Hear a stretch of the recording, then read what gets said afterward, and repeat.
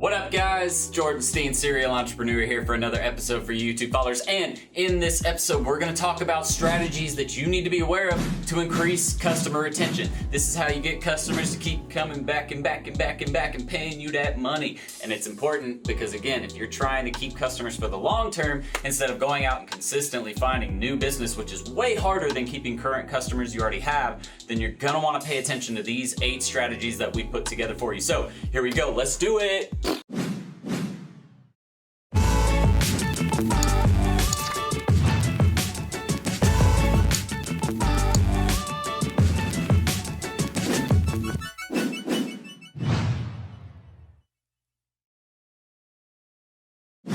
All right, guys, so I hope you enjoyed that intro. Like I said, we're going to talk about some strategies to increase customer retention. All right, so the first strategy we're going to talk about, and you guys are actually going to maybe, I would be willing to bet that there's going to be some comments down below about this first strategy because of the fact that, unfortunately, I was not able to get all of the serial entrepreneur brand names. But the first one is be easy to find.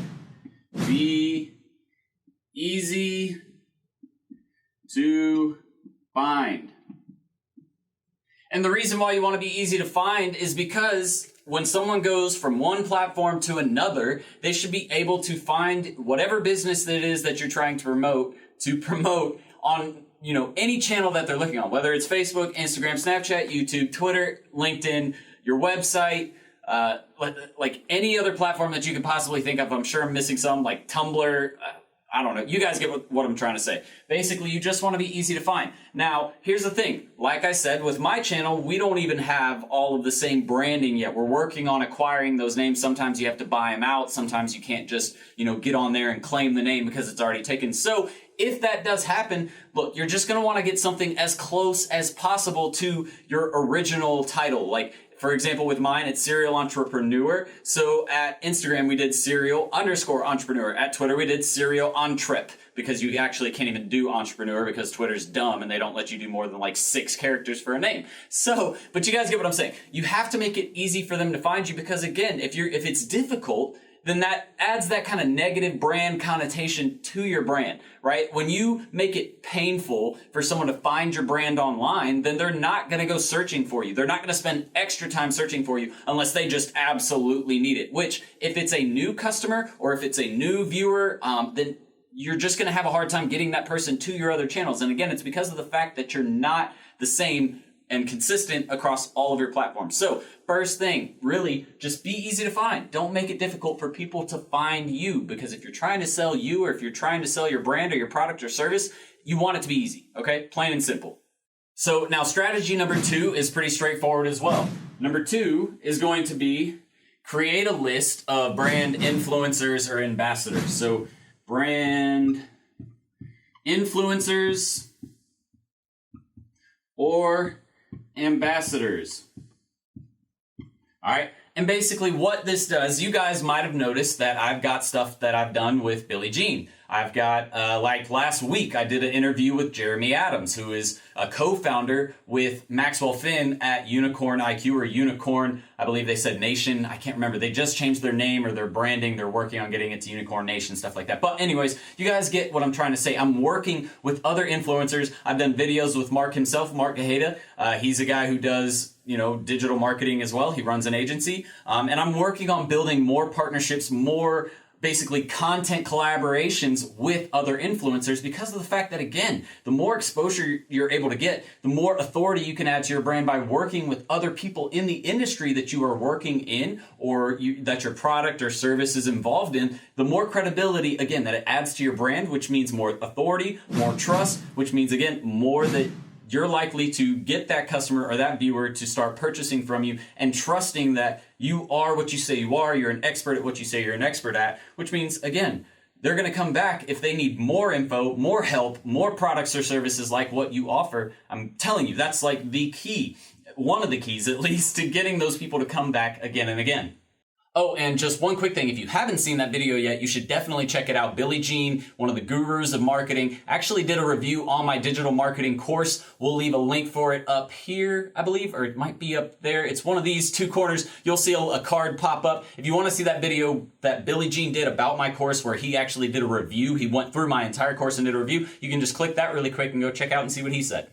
Okay, so the third thing that we're going to talk about, or the third strategy to making sure that you get better retention with your customers, is to set up alerts and listening tools. Now, what this does, for example, Google Alerts allows you to get alerts on specific content. So if you follow, real estate, digital marketing, social media marketing, e-commerce, whatever it is, if you're a lawyer, whatever, if you follow a specific industry or want updates or news in a specific industry about specific topics, go check out Google Alerts. It'll send you alerts and email every single day on the top content that's being released right now. So that way you're always on top of most current trends. The other thing is listening tools. So for example, with Hootsuite or Sprout Social, we actually use Hootsuite. And if you want a free 30-day trial, I believe that Hootsuite still offers that free 30-day trial, but you better hurry because they do take it away occasionally. We'll leave a link below for that Hootsuite 30-day trial, but they offer a listening tool. So for example, with Twitter, you can set up your Twitter feed and set up listening tools for a specific keyword. So if someone types in, like for me, we do social media marketing. When people include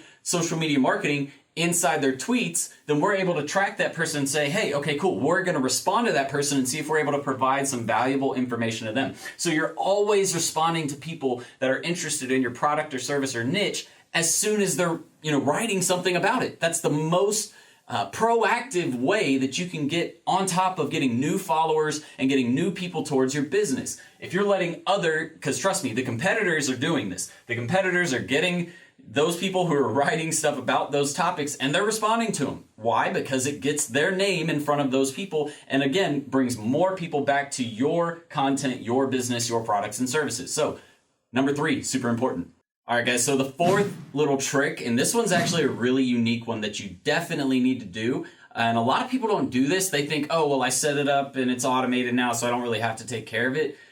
Don't rely on automated posts only, all right? The reason why is because people can tell when it's a post that you've scheduled, right? And they start to lose that attachment to your brand or to your business when you only post like automatically posted type stuff. So you guys have actually probably seen my channel where we do this on Facebook and definitely, YouTube, stuff like that, where you schedule stuff manually. And the reason why is because they can tell that you did it right then and it's just much more personable. Like it feels more like it's that person rather than a computer posting that thing. And the reason why that's important is because people don't like to engage with computers or technology. They like to engage with other people. So by posting some of your posts manually, it brings back people and says, okay, he's still a real person or she's still a real person. It's not just a computer posting everything. So it makes them feel like they're able to approach you. Whereas if it's just a computer, a computer isn't really approachable. It's a computer, right? So if you leave it to where, only computers do it, you're not going to get as great of engagement. But if you do some of the posts sometimes and you get engaged and you get involved and post, just random stuff that you're doing some of the time, you're going to have a lot better engagement on your page. All right, guys, so number 5 is to develop platform-specific content. And now what I mean by that is you shouldn't post the exact same thing that you're posting on Facebook to Instagram, right? So Instagram, your caption should be a lot shorter, more emojis should be used. Twitter, even shorter than that. You only have so many characters that you're limited to, right? YouTube, completely different from all of those. Snapchat, you have the whole swipe up feature and you have the whole, the text that goes on top of the actual image or video. It's completely different, right? So you should cater your content to each platform.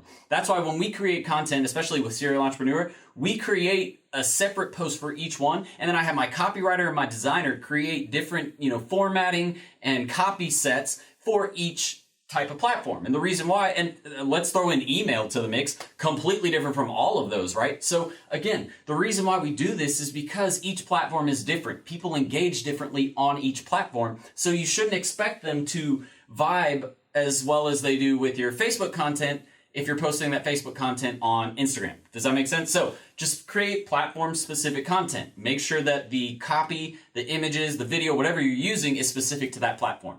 Oh, and before we get on to number 6, 7, and 8, I gotta tell you guys, you have to do this. There's a subscribe button right below. You're definitely gonna wanna click that because we do all kinds of updates. We're one of the fastest growing channels on YouTube. Just trust me, when it comes to digital marketing, creating a personal brand, e-commerce, whatever it is you're trying to sell, if you're trying to sell it online, this is the best channel with the best content for you guys. We create it just for you, and we do it out of the kindness of our hearts. This doesn't really make us any money. YouTube, we might make $200 to $300 a month. It's not a lot, So just do me a favor, hit that subscribe button and follow all of this content. We do it for you guys. And then next to that subscribe button, after you hit that notification bell so that way you can get all the updates on when we release this content. But let's get back to it. All right, guys, number 6, and this is actually probably, in my opinion, the most important thing to building customer retention and keeping people engaged and really loving your brand is engage in real time, okay? And what I mean by this is when people leave you comments or when they write you messages, you should be pretty quick to respond. You guys have actually probably noticed if you've ever sent me a message or left me a comment, I'm usually pretty quick about responding. And the reason why is because, number one, dude, it is exhausting, I'll tell you that. But, it's worth it because I know that if I do it, then you guys come back again and again. But I do it usually pretty much within the first 24 hours that you guys leave a comment or write a message or a post. If I've done this for you, if you're watching right now and I've, responded to one of your comments or messages, leave a comment below saying yes and let me know that I've done that for you. If I haven't, leave a comment below saying no and tell me that I haven't, and I'll make sure to figure out where you left me a comment and try and get a response to you as quickly as possible. But guys, this is the most important thing because if they're gonna ask you a question, they want to hear an answer. They're not asking the question so you just throw a like on it. That's what I see so many times happen is people just like it and they don't respond to the question. It's like, well, they asked you something, you should respond. Which I understand for people like maybe Ty Lopez or, Gary Vee. These guys have millions and millions of followers and probably thousands, if not tens of thousands, reaching out to them on a day-to-day basis. So here's kind of my plan as I, try to reach that level of success or that level of, visibility with a bunch of different people. My goal is going to be to hire people who are just as good at what I do, or maybe not as good, but pretty close to as good at what I do, to respond to you guys' questions on my behalf. And I'll make sure, I'm going to personally vet these people and make sure that they're qualified. And the reason why is because I realize how important it is to have someone sitting there and responding to these questions and concerns you guys have. That's one thing I feel like Ty Lopez does a terrible job at. He never gets back to people. And even some of these people with smaller followings who have only like 10,000, 20,000 followers, they're not responding to these people. I know I realize my channel's only at 5,000 subscribers. That's only a quarter. But even, if we were to quadruple what I'm doing now or getting now, I could easily still respond to all of those things that people are having. Now, I wouldn't say that it wouldn't take a bunch of time out of my day. I'm not saying that it wouldn't be difficult, but I can make sure that it happened. And if I couldn't, again, my goal is to make sure that I hire someone when I reach that point that's going to be able to answer those questions for you guys, because I realize how important it is for you guys to get the help right when you need it, not 25 days later. And if I haven't responded to you guys, ever before, I truly am sorry. It's not on purpose. It's not intentional. I'm only one person and I only have so much time in a day. But again, leave me a comment below. And if you have something that I have missed before, leave that comment and let me know so that way I can get back to you. All right, so number 7, and another pretty easy one to do, it's related more to number 5, where we talk about content specific to each platform. But basically, guys, you just have to understand that tone is different for each social media platform or email marketing or your website. The tone is going to be completely different. How you engage with those people and how you speak to them, the type of conversation you have, or even just the simple language or verbiage that you use on each platform might be a little different. Like, for example, with Instagram, it's a little more casual. Email might be a little more professional. Facebook is going to be that casual, but can still have that professional feel as well. So it just depends on what platform you're working on. But just keep that in mind as you move forward, that you shouldn't try and speak the exact same way on each platform. Like I mentioned, like for example, Instagram has more emojis where Facebook doesn't. Does that make sense? So tone is super important for you guys to keep in mind. Okay, guys, so for the 8th and final tip of strategies for retention is just to create a customer onboarding process. Now,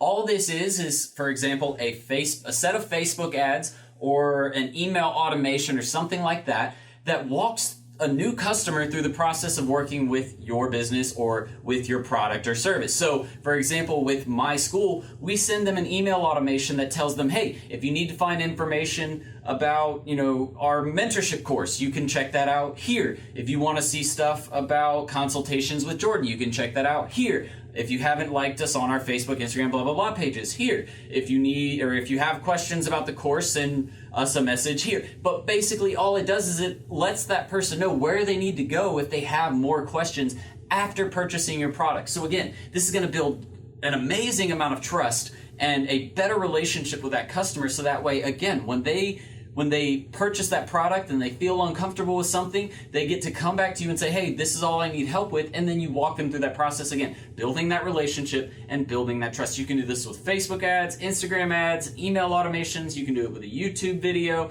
You can do it all kinds of different ways. But I recommend having some sort of onboarding process for your clients or for your brand, for your business, whatever it may be, so that way these people feel, again, more in tune with what you're doing. And again, it's going to bring them back every single time they want to get a new product or a new service from you. So guys, that's it for the 8 strategies. It's really not that complicated, but you should definitely be aware of how they all work, and you definitely need to implement them into your marketing processes so that way you, again, just really build that trust and build that relationship so that way people learn to love your product or service. It's all about getting those raving fans, because the more raving fans you're able to get for your business or for your product or service, the less actual money you need to spend on ads to get new customers, which again increases your ROI and lowers that cost of acquisition or cost per acquisition for any new customers that you're trying to bring on.